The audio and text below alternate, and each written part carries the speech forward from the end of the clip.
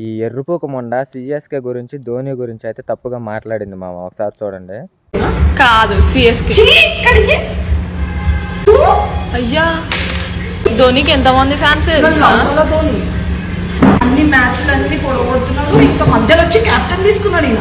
CSK జోలికి పోవద్దు, ధోని జోలికి పోవద్దు, వాళ్ళ ఫ్యాన్స్ జోలికి పోవద్దు, నిన్ను కుక్కను కొట్టినట్టు కొడతారని కేవలం నీ కాంట్రవర్సీ కోసం సిఎస్కేతో పెట్టుకుంటున్నావు. వాళ్ళు దలుచుకుంటే నిన్ను కుక్కను దింగినట్టు దింగుతారు. కొట్టడం కూడా కాదు, గ్యాంగ్ రేప్ చేసైనా సరే కుత్త బాలు కొడతారు. నీ కూడా మడ్డ గొడవ అందరి మీద కాంట్రవర్సీలు చేసి ఫేమస్ అవుతున్నావు. సిఎస్కే మీద కూడా చేస్తే వీళ్ళ ఫ్యాన్స్ కూడా సైలెంట్గా ఉంటారు అనుకో. మాకు కుక్కను దింగినట్టు దింగుతున్నారు. నేను ముందే చెప్తున్నా, వాళ్ళు అసలే కుత్త బగల ఫైరు.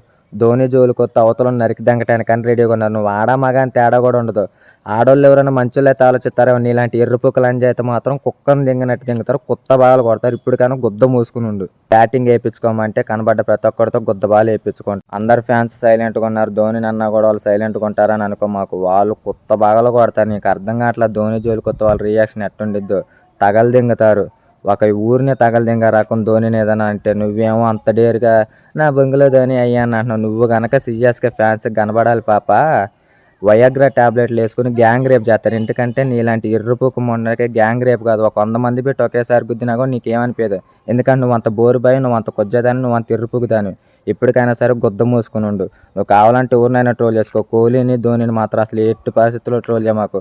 ఒకవేళ ట్రోల్ చేసావా కుత్త బగలు కొడతారు. కుక్కను దింగినట్టు దింగుతారు. మామూలు నీ ఆనవాళ్ళు లేకుండా పోతారు. నువ్వేం మంచి అమ్మాయి కూడా కాదు, నీకు రెస్పెక్ట్ ఇవ్వటానికి. నువ్వు పెద్ద పూరం పోక ఉండవు. నీ ఎర్రపు గొద్ద మూసుకో కొజ్జ.